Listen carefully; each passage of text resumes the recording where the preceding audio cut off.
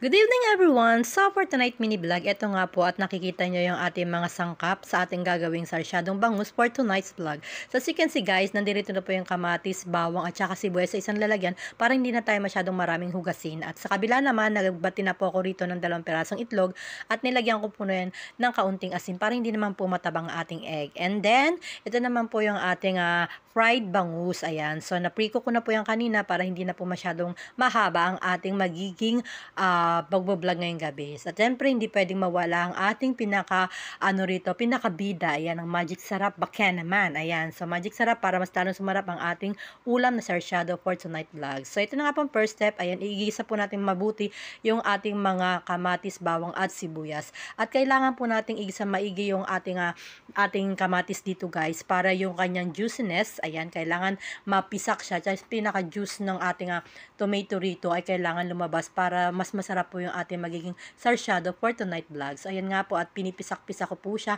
hanggang po siya na magkatas yung ating kamatis dito. So, ayan nga po at halu-haluin lang natin at igisa natin ng mabuti yung ating mga ingredients. So, ito na nga po, after ng ilang minuto, nakita nyo naman at ayan, nagkulay orange na po yung ating kawali. So, ibig sabihin, kumatas na po ng mabuti or nagisa na po natin ng mabuti yung ating kamatis at saka sibuyas at saka bawang. And then, kapag nagisa na po ng maigi yan, lalagyan na po natin siya ng 2 tasang tubig at hihintayin lang natin yung kumulo. At kapag kumulo na po yan, saka naman po natin ilalagay yung ating pong 2 itlog na nabit na po kanina. So, ayan nga po at haluin lang natin ng bahagya yan. Tapos, papakuluan lang natin ng mga ilang minuto.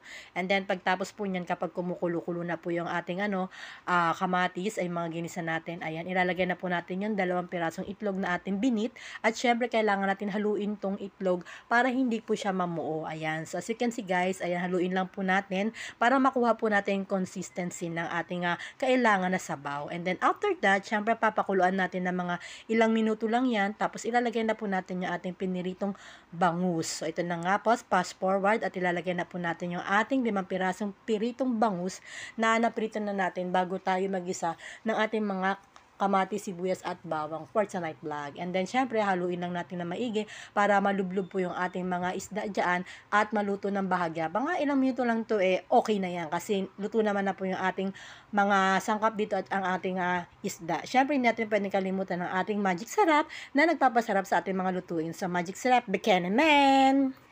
At pagtapos natin lagyan to guys na magic sarap, siyempre halu-haluin natin para naman yung magic sarap magpantay dun sa ating sabaw. And then papakulan lang natin ng bahagya to tapos okay na po to. At siyempre hindi natin pwedeng kalimutan na tikman. So ayun nga po, titikman ko na po siya. At ayan, almost perfect yung ating sarsyadong bangus for tonight vlog. So yummy guys! Wow!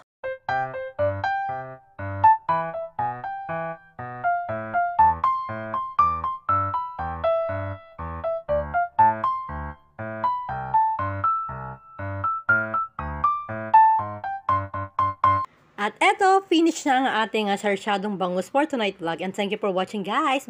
And please don't forget to follow me and subscribe sa aking mga vlog. And thank you and bye-bye. Good night everyone. Thank you for watching.